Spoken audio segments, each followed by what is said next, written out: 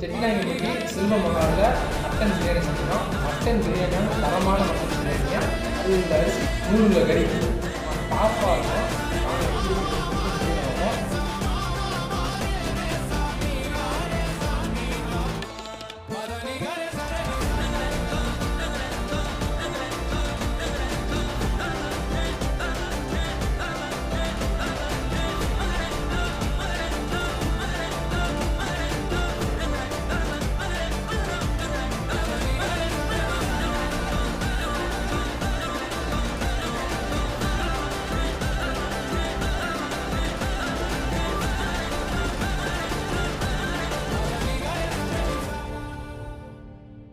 அவ பேர் சந்திராடா.